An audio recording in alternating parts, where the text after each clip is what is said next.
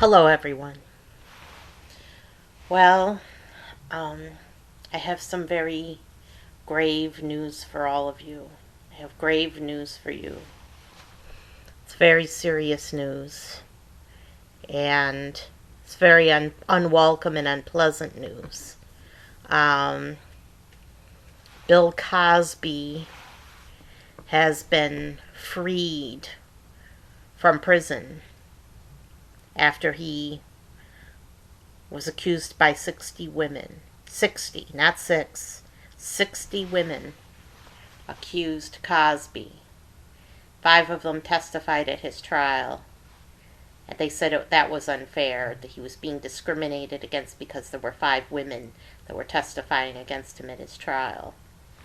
And that was his defense lawyer saying that. Well, he was freed on a technicality. Apparently, prosecutor had spoken with Cosby. And this is just hearsay. We don't know if it's true or not, but the judge decided to believe Cosby. And they claim the prosecutor spoke with Cosby and said that he wouldn't be prosecuted or charged for any of his crimes. They claim the prosecutor said this to Cosby verbally and promised him that if he cooperated, he wouldn't be charged for any of his crimes. And then he was prosecuted. So they're saying that his conviction was unfair because the prosecutor promised him he wouldn't be charged for any of his crimes, and he was. So they let him go. They let him go. Those women did not get the justice they deserved. It was a liberal court that made this decision. It was Pennsylvania Supreme Court. It was a liberal court. Pennsylvania Supreme Court. You should know, done a little bit of research, you should know that both conservative and liberal, doesn't matter whether they're conservative or liberal, both conservative and liberal judges are cruel and unkind to rape victims and abuse victims, and like to accuse them of the very thing that they've become a victim of. They like to accuse them, say, why didn't you cross your legs? Why didn't you keep your legs together? Did you try to evade being penetrated? Obviously, a drunk can give consent. Things like this from both liberal and conservative judges. And also saying that a judge in California said that a woman's body could resist rape. And there were judges that judged the victim and tried her based upon her life or her lifestyle. Say that it all led up to this and she deserved it. There's been judges in California, Montana, Texas, Utah, okay, and now the Pennsylvania Supreme Court, and of course judges in Michigan. That's what I know about is Michigan, and also Canada and India and Great Britain, UK. So all of these judges all over the world are completely insensitive to abuse victims and to rape victims.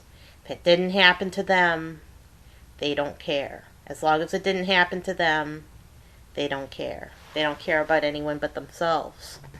They don't care. It's mostly male judges, but there were some female judges too. There were at least 2 female judges that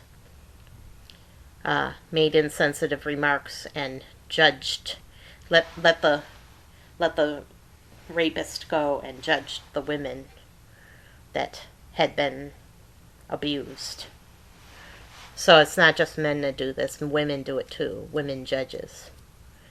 And so Cosby's a free man today, based on a technicality. People are saying that that already people are turning this into a political thing. They're already turning it into a political thing. They're saying, oh, this is a great day for black men. Oh, this is such a great day for black men. Is it really a great day for black men? Is it really? Does Cosby really represent you? Would you want Cosby to represent you in the way you are? Would you want Cosby to represent your race? Would you want Cosby to represent you personally? Would you want Cosby's behavior to reflect on you? Would you want anything to do with Cosby? He's an outlier, right? He's an outlier. He raped 60 women with date rape drugs. Over 60 women with date rape drugs, maybe more. And doesn't matter what race he is. Doesn't matter what color his skin is. Why should it? Why should it? If a white man did this, people would be outraged and people would be sickened and they would never let him go. Ever. Ever. But people are turning it into a black thing. Just because he happens to be black, they're turning it into a black thing and saying this is a great day for black men and God bless you, Cosby. And what about the women? What about the women he abused? What about them? What about them? Does God really bless Cosby with all of his moralizing and his proselytizing? Or is it true? Does God really bless Cosby? Even though, just because somebody says it, because they liked his show, because he's a celebrity, and they liked his show, and they liked his moralizing. They liked him pretending to be a doctor, which he is not. Yeah.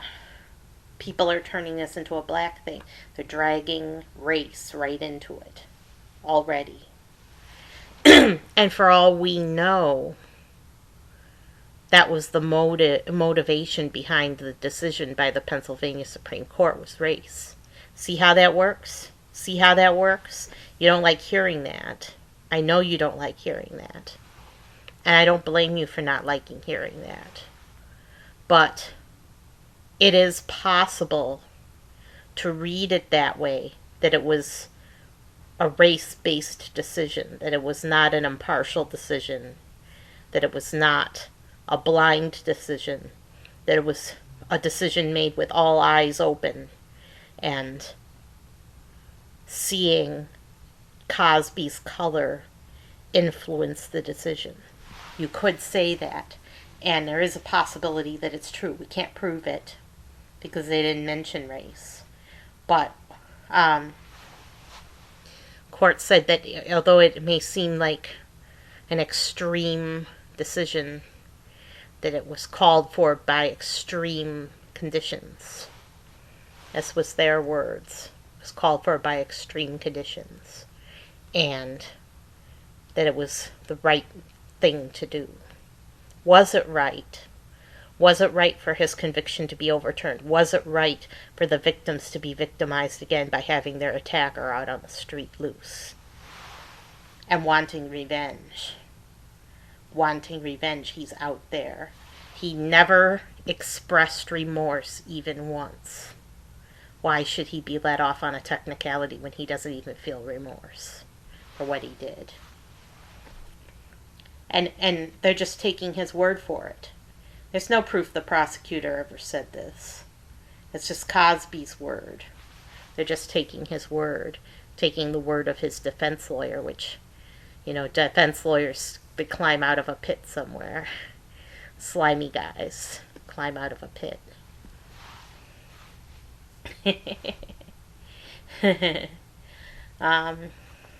This isn't funny. It really isn't funny. No, it's not funny at all. It's nothing to laugh about. These women did not get justice. They got justice for maybe 2 years. 2 years worth of justice, and then justice ended. Is 2 years enough? Is 2 years in prison enough for what Cosby did? over 60 women? I don't think so. I don't think so. And they said that he can never be prosecuted for crimes of this nature ever again. So not just only his current conviction for the current person he harmed, but all of the women that accused him, all of their claims have been overturned forever, for good. They can never get personal justice against Cosby because of this decision.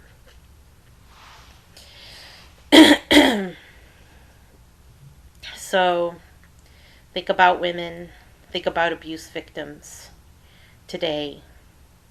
Think about how our criminal justice system doesn't care for them, doesn't care about them, won't help them get justice.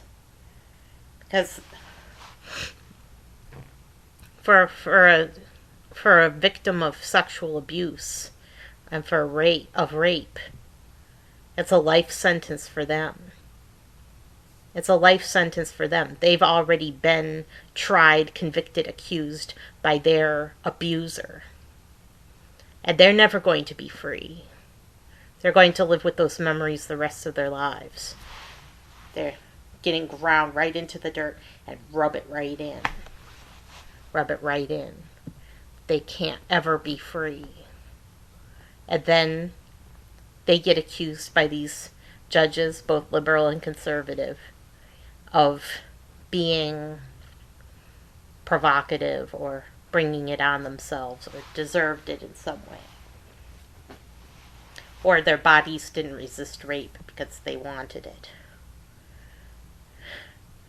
Like, you're supposed to know that a woman's body can resist rape. I've never heard that before. I don't think a woman's body can resist being raped. Shows an ignorance of the human biology. Woman's body can't resist being raped. Even a dead body can be raped. Can't resist being raped. They don't care. They don't care that Cosby did this. Pennsylvania Supreme Court only cares about technicalities and about race.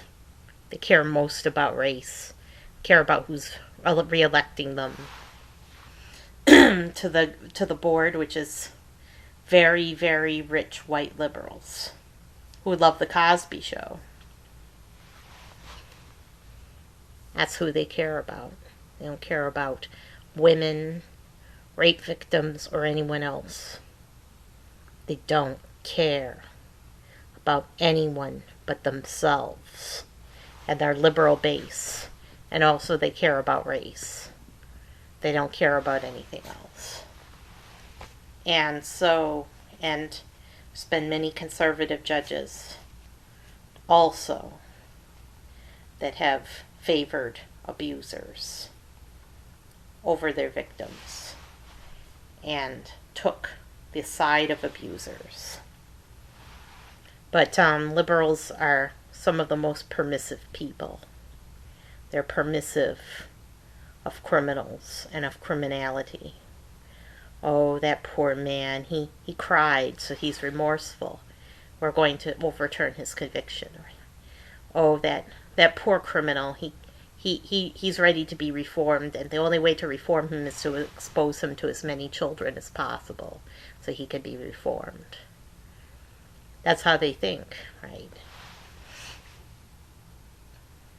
You wonder why I don't have children.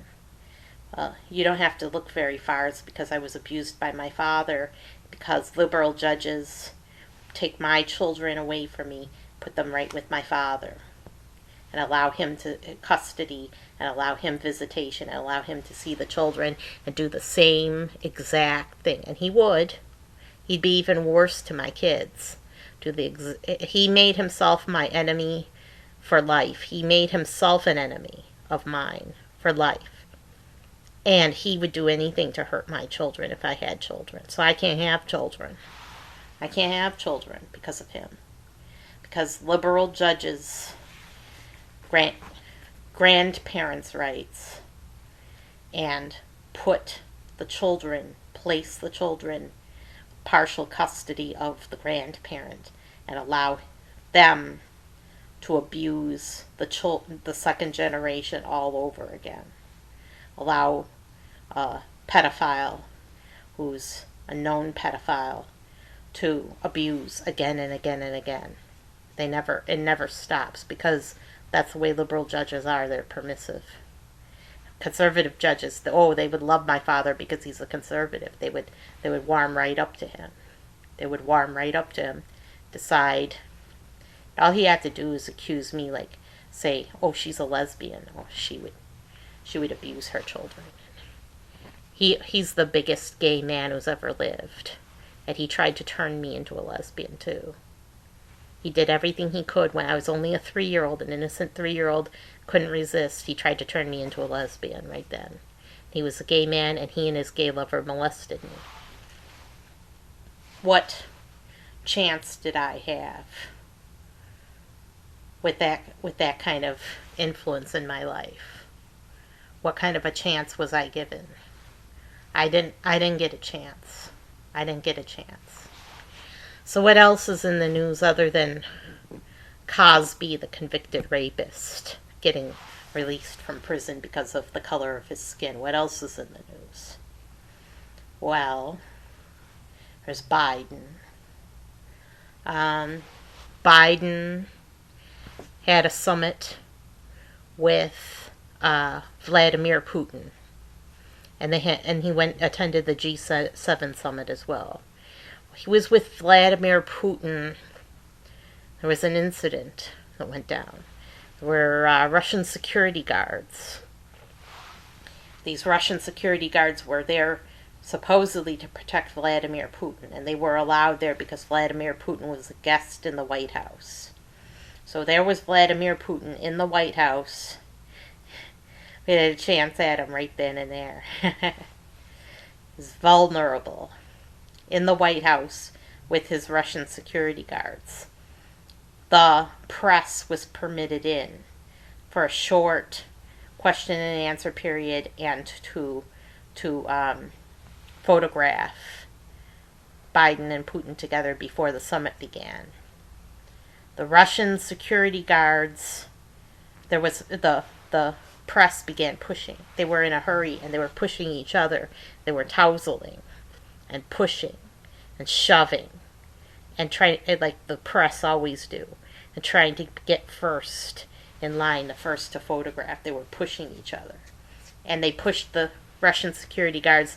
Russian security guards attacked them. Attacked the press. Began pushing back. They pushed the press out of the room, and as the Russian security guards were pushing the press out of the room, Biden was smiling. He cracked a smile while this was happening when he saw this. Big smile on his face, and he was laughing and looking at Putin to see if Putin had any reaction also. Putin was stone-faced. He kept his expression even, and even looked down like he was embarrassed a little bit, and didn't show any reaction to what was happening. So Putin actually handles power better than Biden, because Putin knew not to show any reaction to what was happening, whereas Biden immediately betrayed his feelings. And it shows that Biden thinks like an elitist. Okay, he isn't elite, but he would like to be elite. And he thinks he's elite. He thinks he's elite. And so, because he thinks he's elite, but really isn't, he betrays himself by showing amusement at the abuse of the press. And then afterward, he had to give a statement, and he shouted at this press agent. He shouted at the press agent and said, "Oh, you, where do you get this stuff from? I didn't say anything about Putin being trustworthy. What are you talking about? Where do you get this from? You're crazy."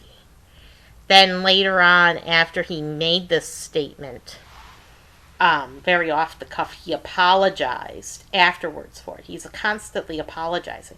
These liberals love to apologize. All they ever do is apologize for things they've said and done, and they're always doing and saying the wrong thing and then always apologizing for it. It's a pattern with them. It's a pattern. And it makes us lose standing and respect in the world. Because who can stand somebody who has no self-control and then apologizes? It shows weakness. That's weak. So Biden makes us look weak. And of course he made unsavory remarks about Putin at the time.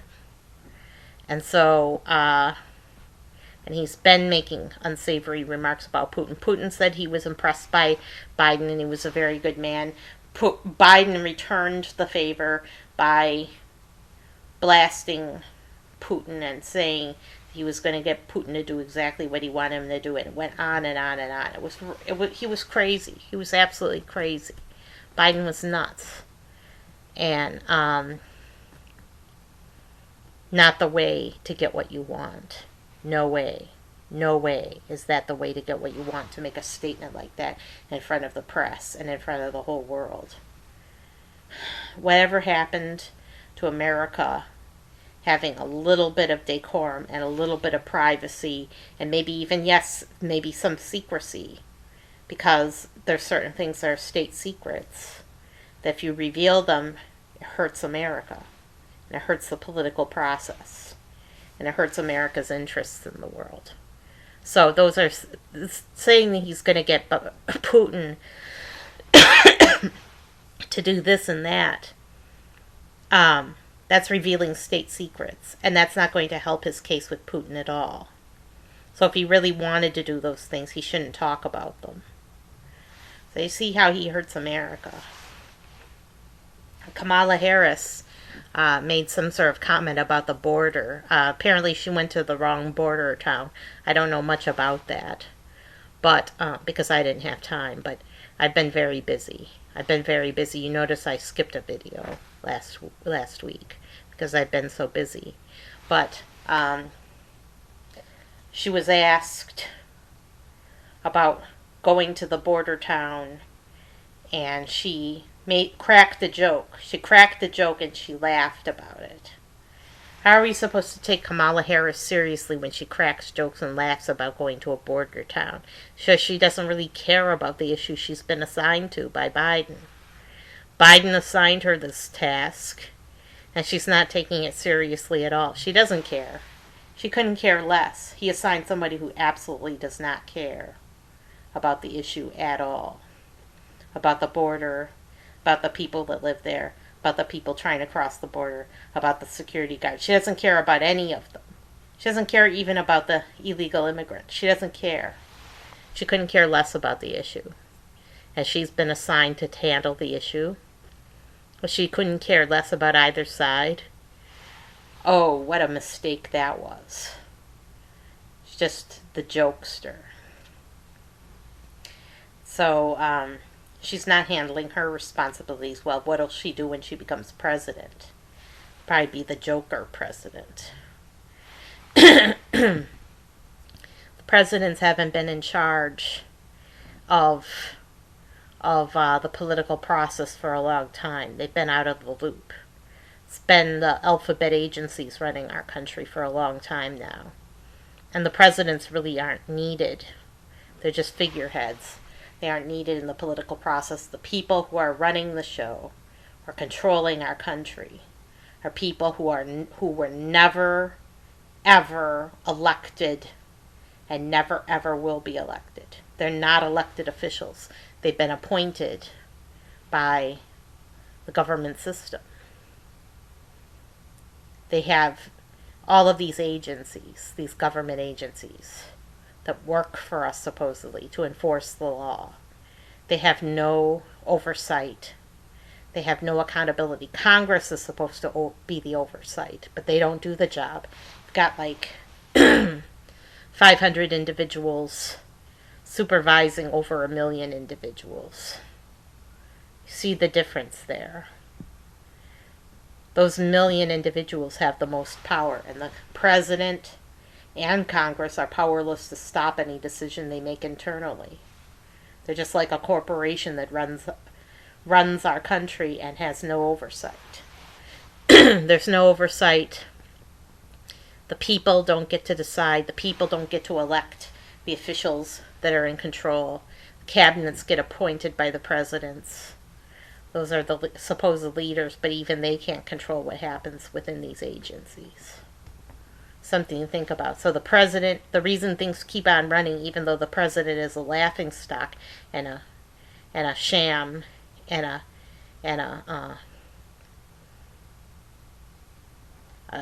just for show, it's just a show.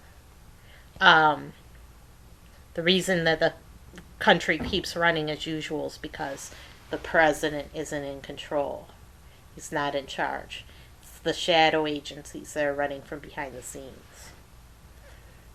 That's how it works. And so, what else is in the news? Another thing that I didn't cover and really didn't want to cover at all was the sentence for Derek Chauvin. And you wonder, why would I not want to cover this? Because I'm not a journalist. It's not my job. If I don't feel like talking about it, I really don't feel like talking about it. I'm not going to talk about it. But because that's not my job, I'm not a journalist. But Derek Chauvin, he got off easy, but he got a harsher sentence than is usually handed out for somebody who's convicted of a similar crime. But he got off easy, pretty much. It was somewhere right in the middle between what the usual conviction sentence is, which is 12 years for someone who's convicted of second-degree murder. Should have gone for first degree. Why did they go for second degree? And then on the other side, the judge, the county wanted him to get 30 years. The judge only gave him 22, so it was somewhere in the middle. And the judge expressed disgust for Chauvin, and even though he handed out such a light sentence, he did express disgust. And he got 22 years, and Chauvin's attorney, another defense attorney, wants the conviction overturned completely. He's still trying to get the conviction overturned. Make Chauvin a free man, possibly on a technicality, say that it was unfair. Notice a pattern? Doesn't make a difference whether they're white or black. Doesn't matter. Judges and defense attorneys and criminals are the same everywhere, no matter what the color of their skin. Give me a break. What does skin pigment have to do with anything? I don't know. I don't know what that has to do with anything. Give me a break. Anyway,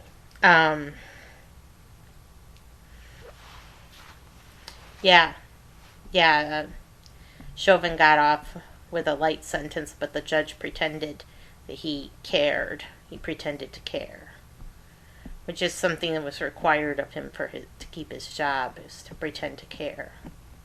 Wonder if the judge will get reelected. Wonder if anyone even knows what the judge's name was, or who he was, or think about that next election cycle. And of course, the usual people turned out for the conviction. It was George Floyd's family and some civil rights leaders, and they were saying could have been better, but we're grateful to this day for any conviction at all, because it so rarely happens that anyone gets convicted for this sort of crime. And I don't know. I know that they do it in a church. I know it's a churchy thing to do. They sort of have a sing-song chant, And they're giving a speech. Sing song can't, sing song can't. I don't know. It just seems to distract from their message. Maybe they can't help it. Maybe they can't help it, but it sort of distracts from the message when they do the sing song can't. By can't, I'm not talking about like political can't. That's not what I mean. By can't, I mean a certain way of talking. It's like a sing song. Just a little bit distracting. And influences the way you perceive their message. You immediately think, aha, aha. They're doing that sing song again. It sounds like a preacher in a black church. And maybe that's what they're trying to appeal to. They're trying to appeal to black Christians. Maybe. Or maybe they just talk that way all the time and they can't help it. But it just sounds like a sing song. To me, at any rate. I mean, I'm not used to... I don't go to black churches, so I'm not used to the sing song.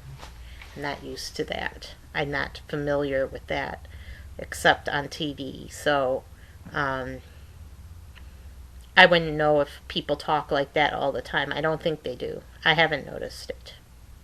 I haven't noticed people talk like that all the time. So I think that they are trying to appeal to Christians. It's a Christian black mainstream with that. And it's another mountaintop speech. We'll get there someday, right?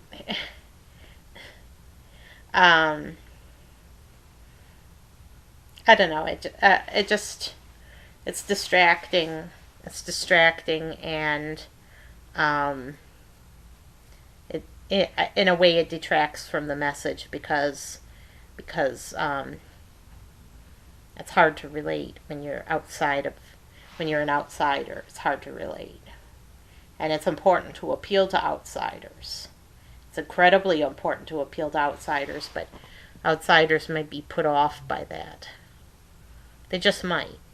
I'm just saying they might. If it's something that's unfamiliar to them or seems foreign to them in some way, it might detract from the message that's being put out there. Which is not good because it's an important message, but that's the way it is. It's the same thing every time. It's the same thing every time. It's the same civil rights leaders that turn out every time and talk the same way every time. It's important to maintain your base, right? But do you have to maintain your base in this way? That's all I'm asking. That's all I'm asking is, do you have to maintain your base this way? And is maintaining your base the most important thing? Or do you want to reach out to others who may be outside of your social circle? Or do you think that it's not even possible to reach out? That's another possibility. Maybe these civil rights leaders don't even think it's possible to reach out and don't want to reach out. So that's it. If you care about women, if you care about rape victims and abuse victims, please do not forgive Cosby just because he's a black man. Please, please. It doesn't matter if he's black. Please. Please, I'm begging you, please. Don't let Cosby off easy. Don't let Cosby off easy just because he is a black man. It doesn't matter. It doesn't matter. Cosby is an exceptional individual. He's exceptionally bad. And he should not be representative in any way, shape, or form of African American people. You should not set him up as a representative. He doesn't deserve to be a representative. and he shouldn't be set up as one as well. You should reject Cosby for the sake of these women. Just for the sake of these women, at least for the sake of these women. Because they deserve as much justice as anybody else. And what Cosby did was wrong, and these women deserve justice.